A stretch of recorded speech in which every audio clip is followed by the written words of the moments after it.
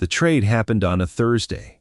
She learned later that it had been agreed 3 days before between her Uncle Pell, who held the arrangement of her life since her parents died, and a man named Croft, who ran cattle on the East Range, and who had decided, after seeing her at the Dunmore market, that he wanted a wife, and that Pell was the person to negotiate with.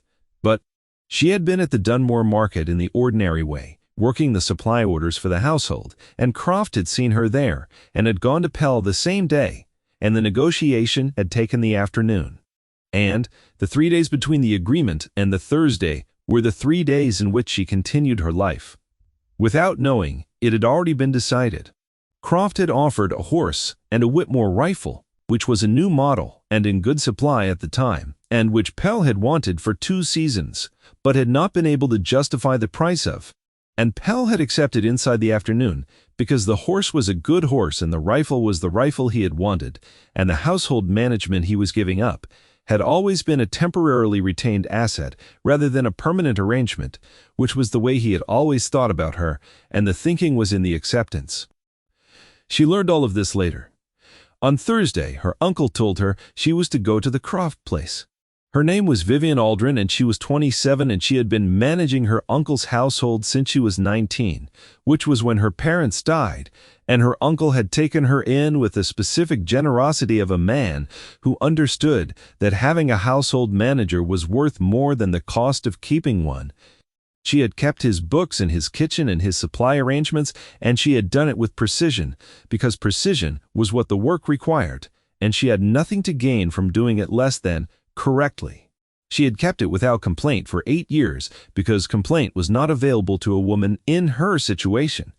And her situation was that the only roof over her head was her uncle's, and the arrangement of her life was his to make.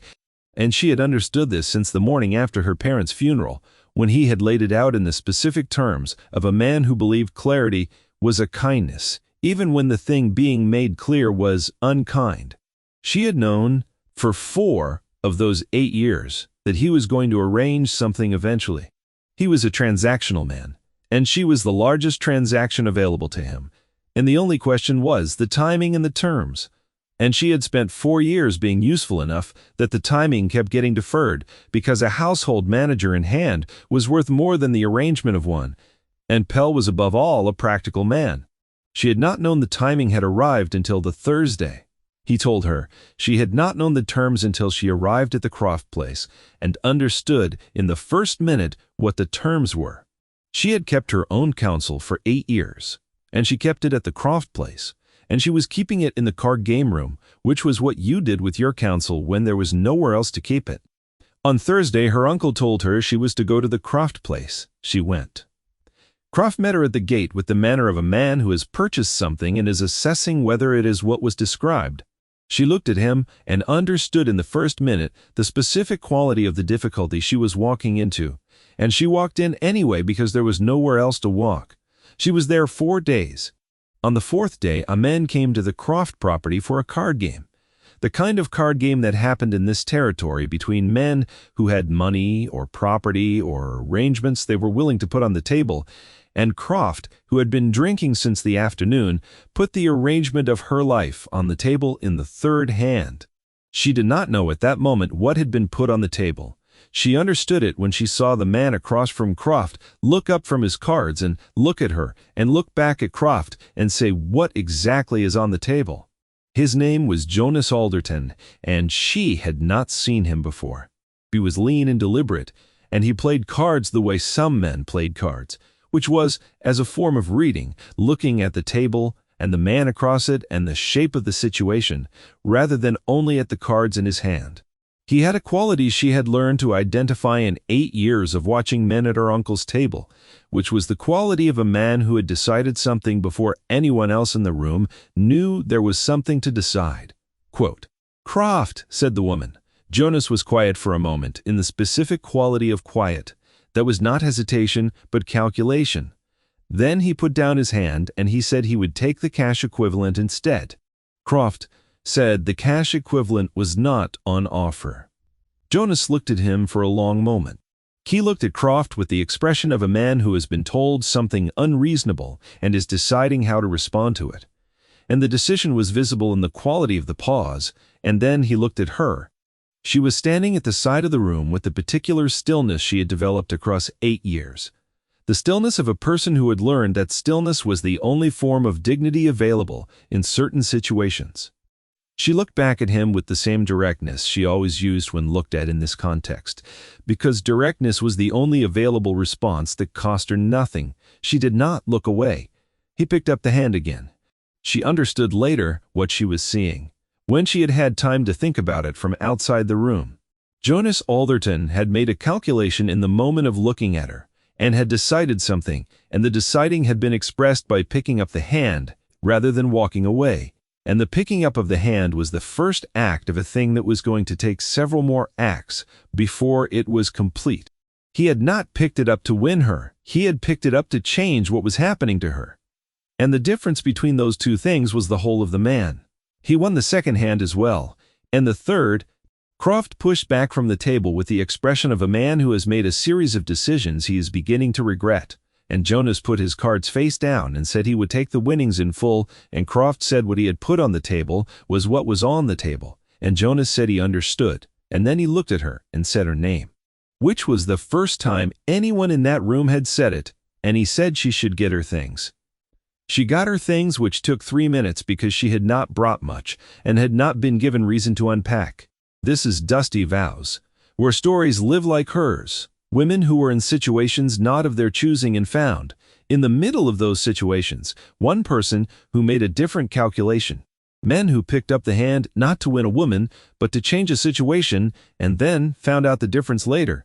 If you want the next story the moment it lands, subscribe now. Then back to the ranch. They did not speak on the road, from the Croft place. He drove, and she sat, and the dark came in over the range, and neither of them said anything, and the not saying was not uncomfortable, which was the first surprising thing about him. The men she had been around in the context she was in did not know how to be quiet without it being a threat. He was quiet the way a person was quiet when they had something to think through and were thinking it through. And the thinking was his own business, and she was not required to fill the space around it. She used the silence to think through her own things, which she had not had occasion to do in 4 days, and which needed doing. She thought about the deed she did not yet know he was going to give her, and about the north parcel she did not yet know existed. And she thought about the fact that she was in a wagon on a road in the dark and she had no idea what was at the end of it, and she was not afraid, which was itself information about the man driving. She had been afraid in the first minute at the Croft place. She was not afraid now. She filed that without examining it and watched the dark road come in under the wheels. They came to the Alderton property in the late evening. It was a working spread, not large, well-maintained, in the way of a place that was tended by someone who took maintenance as a form of respect for the work, and she understood this about it in the lamplight, before she had been inside. She had learned to read a property in lamplight over 8 years of arriving at her uncle's supply contacts operations. And what she read here was a man who did not let things deteriorate, because deterioration cost more than maintenance, and he understood the arithmetic. He showed her the kitchen and the room at the end of the hall, with its lock and its view east. And he said the household help had left the previous month, and the kitchen needed managing if she was willing to stay, and he said it as an offer rather than an assumption, and the offering was the second surprising thing about him. She said she was willing to stay. She did not sleep well, which was not surprising, but she was up before the lamp was needed, and she was in the kitchen when he came to it in the morning. He had something in his hand, and he set it on the table between them before he said anything else. It was the deed to the north parcel of the Alderton property. The north parcel was 40 acres of range with a water right and a cabin that had not been used since the previous winter, and the deed had his name on it as grantor and a line for the grantee that was blank, and she looked at the blank line for a moment before she looked at him. He said her name. He said he was not a man who kept things that had come to him through a mechanism he did not approve of, and he said the mechanism by which she had come to him was one he did not approve of, and he said the deed was hers if she would take it. 2. And her name could be put on the grantee line at the county clerk's office, and the land would be hers in full and the water right with it, and no one could trade her for anything after that, because she would be a title holder, and title holders had legal standing that people without title did not have. She looked at the deed on the table. She had been in his house for one night, and she had cooked one breakfast, and she had been there 4 days. Before that in a house she did not want to be in, and before that she had been in her uncle's house for 8 years. And she had never, in any of those situations, been offered anything that would make it impossible for anyone to trade her again. She looked at the deed and she looked at the man across the table, who had said the mechanism by which she had come to him was one he did not approve of, which was the most precise and the most honest description of the previous week she had heard, and she had been the one living it. She said, "Why?"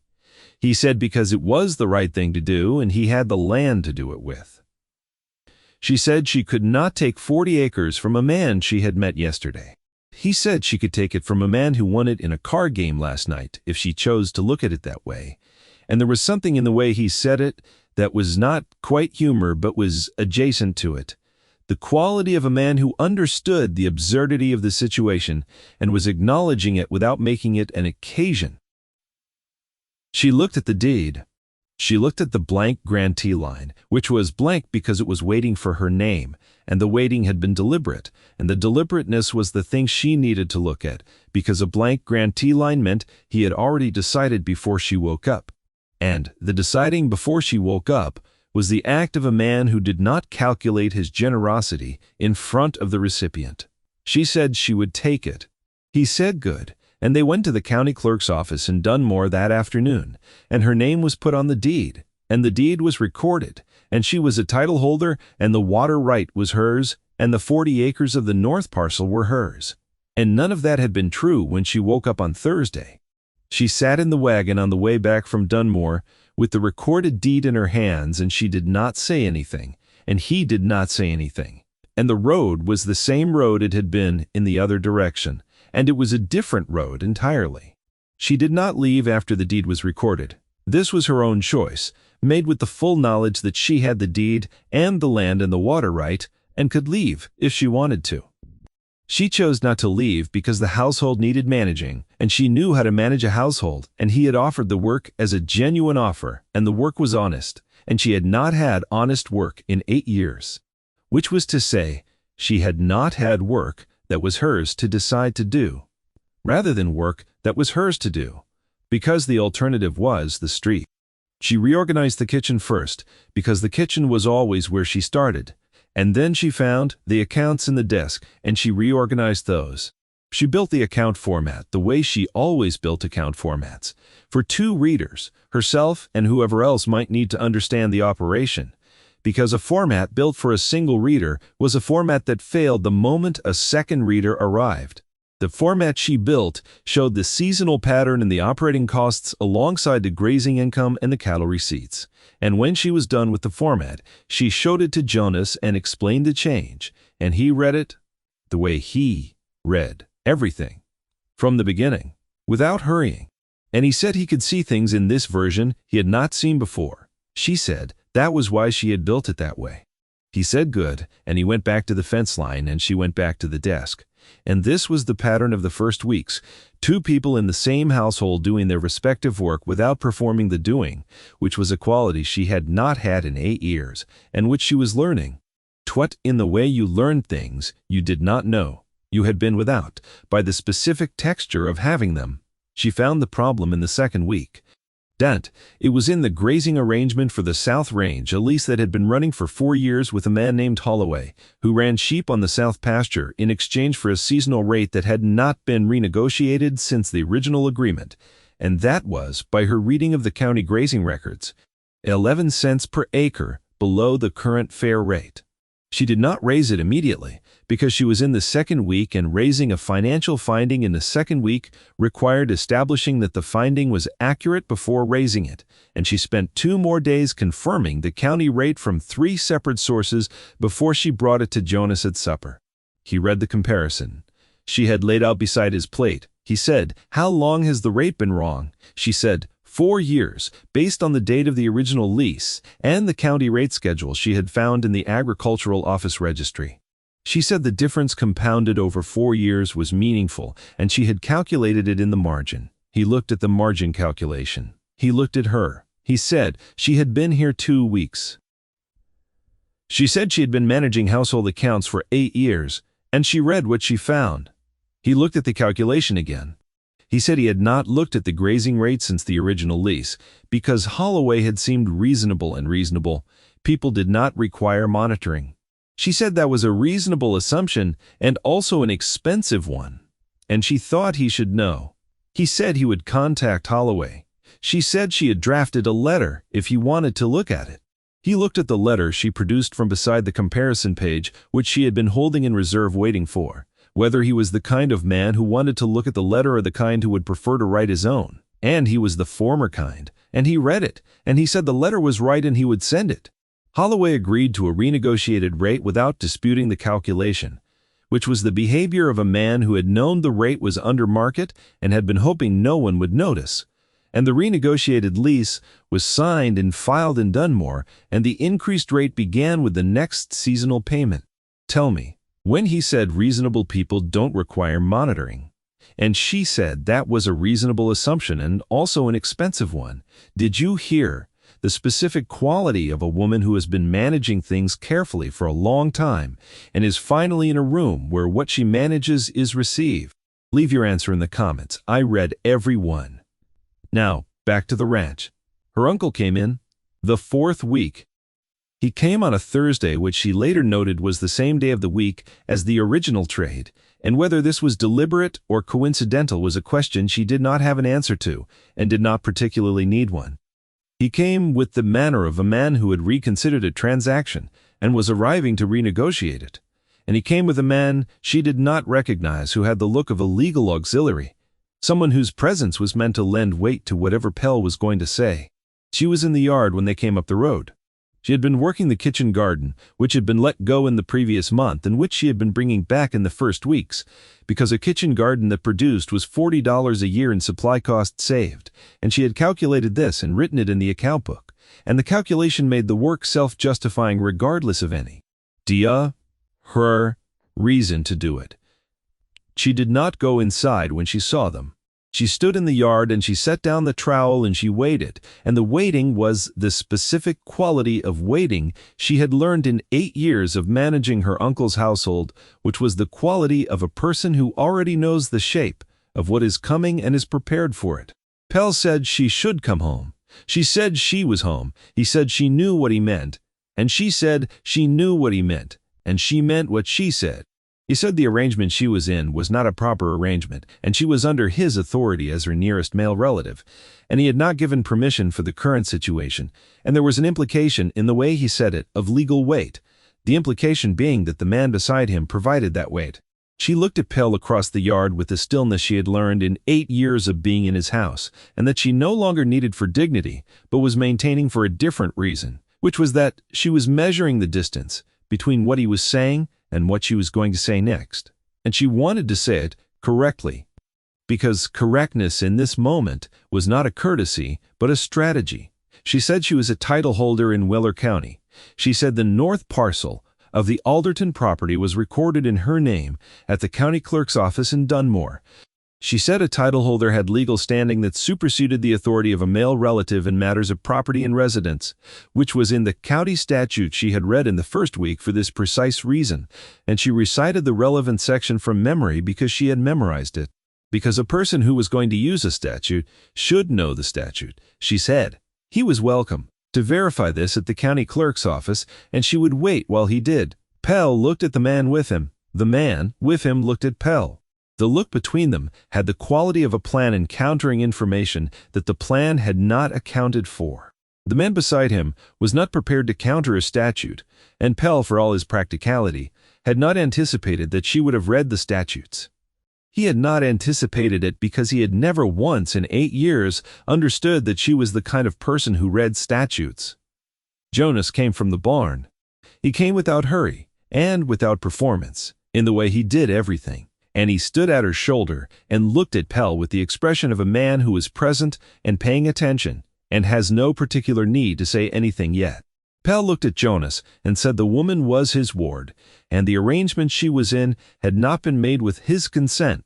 Jonas said the current arrangement was between him and her, and did not require consent from a third party, and he said it without heat, the way he said everything that was settled. And he said one more thing. She came here on her own terms. His voice was even and factual, the voice of a man who is stating what is true rather than arguing for a position. She holds title to land in her own name. He looked at Pell with the specific steadiness of a man who has already decided how this ends. You do not have an arrangement here. Pell looked at the yard and at Vivian and at Jonas and at the man beside him who was providing less legal weight than planned, and he made the calculation that men like Pell always made when the situation had moved beyond what they had prepared for, and he left. She stood in the yard after the wagon had gone down the road until the road was clear, and the yard was just the yard. Again with the kitchen garden and the barn and the October sky, and all of it hers to stand in. Then she went back to the kitchen garden, because the kitchen garden was not finished. Jonas stood in the yard for a moment, and then he came to where she was working, and he did not say anything about what had just happened, which was the correct thing, because what had just happened was hers, and it had gone the way it was supposed to go, and it did not need commentary. She had stood in a yard and stated a statute from memory, and her uncle had left, and that was the whole of it, and the whole of it was hers. He said instead that the south pasture fence line had a section down on the east end, and he was going to the east end, and if she wanted to come out later, the repair would take the afternoon. She said she would come out after the garden. She finished the garden and she went out to the east end, and the fence repair was the kind of work that required two people, one to hold the wire and one to work it. And they worked it without discussion of the division of the task because the task made the division obvious. And she held the wire where it needed holding, and he worked it where it needed working. And by mid-afternoon, the section was back and the south pasture was whole again. They came back to the kitchen in the October evening, and she made supper, and he sat at the table. And she put supper in front of him, and she sat across from him, and they ate in the particular quiet that had developed between them over 4 weeks. The quiet of two people who had a great deal they had not said, and who had not said it, not because they were avoiding it, but because the right moment had not arrived. And both of them understood this without discussing it, because both of them were people who understood the difference between avoidance and the right moment. The right moment arrived after supper. She did not know what prompted it precisely, whether it was the afternoon at the fence or the yard with Pell, or the 4 weeks accumulated, or the specific quality of the October evening in the kitchen. But she looked at him across the table, and she said what she had been working toward since the morning of the deed. She said she was going to build on the north parcel. He looked at her. She said she had been reading the water right and the access easement and the county building statute, and the north parcel would support a small structure and the water right would support a year-round residence. And she intended to build on it and live on it and run her own household and her own accounts, and she wanted him to know that. He was quiet for a moment. She received his quiet as what it was, which was attention rather than objection. She said she was also not finished here.